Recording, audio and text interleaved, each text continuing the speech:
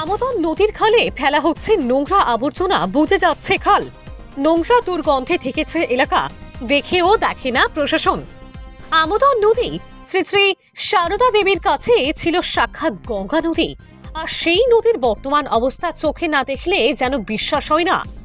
বাঁকুড়ার দিক থেকে শ্রী শ্রী সারদা দেবীর জন্মস্থান জয়রামবাটি মাতৃ মন্দিরের প্রবেশদ্বার হিসেবে চিহ্নিত আমতন নদীর খাল নোংরা আবর্জনায় ভর্তি।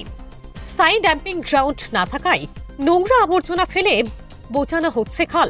ফলে দুর্গন্ধের টেকা দায় স্থানীয় মানুষজন থেকে ঘুরতে আসা পর্যটকদের। একদিকে যেমন বুঝে যাচ্ছে খাল, ক্ষতি হচ্ছে খালের জল, যাতায়াতের অন্যদিকে দুর্গন্ধ ঢেকেছে এলাকা। টেকা দায় সাধারণ মানুষদের। স্থানীয়রা জানিয়েছেন, দেশ বিদেশ থেকে অসংখ্য মানুষ প্রতিদিন মাতৃ মন্দিরে আসেন। কখনো কখনো ঘুরতে ঘুরতে তারা পৌঁছে যান স্থানীয় পার্ক থেকে আমতন নদীর পাড়েও। কিন্তু অস্বাস্থ্যকর এই পরিবেশ কখনো কখনো অস্বস্তির কারণ হয়ে ওঠে। একদিকে পরিবেশ দূষণ, অন্যদিকে দৃশ্য দূষণ, সব মিলিয়ে আমতন নদীর এই খাল এলাকা সাধারণ মানুষ থেকে পর্যটক সকলের কাছেই অত্যন্ত মাথা ব্যথার কারণ হয়ে দাঁড়িয়েছে।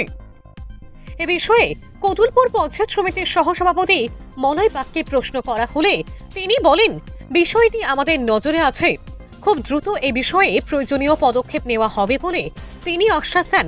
তাহলে প্রশ্ন উঠছে, এতদিন ধরে নজর দেয়নি কেন? কি বলছেন স্থানীয় বাসিন্দা থেকে পর্যটক ও পঞ্চায়েত সমিতির সহসভাপতি? চলুন শোনাবো আপনাদের। এই ময়লাটা দীর্ঘদিন ধরেই আছে, নতুন কিছু নয়। আমরা আগেও এসেছি, দেখেছি।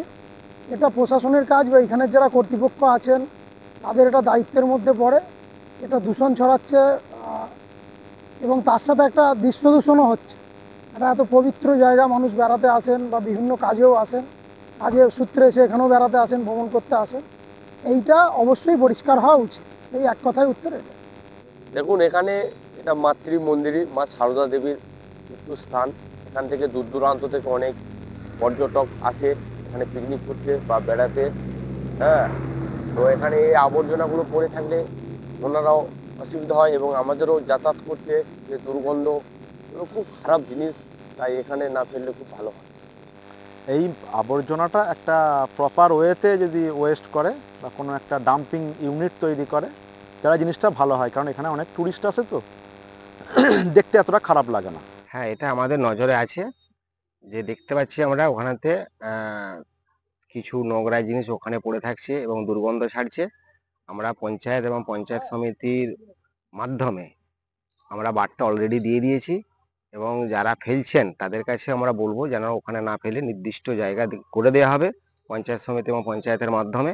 সেখানে যেন তারা ওই ওয়েস্টেজের যে জিনিসগুলো ওখানে ফেলেন এবং খুব তাড়াতাড়িভাবে আমরা ওটাকে চেষ্টা করছি জায়গাটাকে ক্লিয়ার করার জন্য, যাতে কোনো রকম দুর্গন্ধ না ছাড়ে।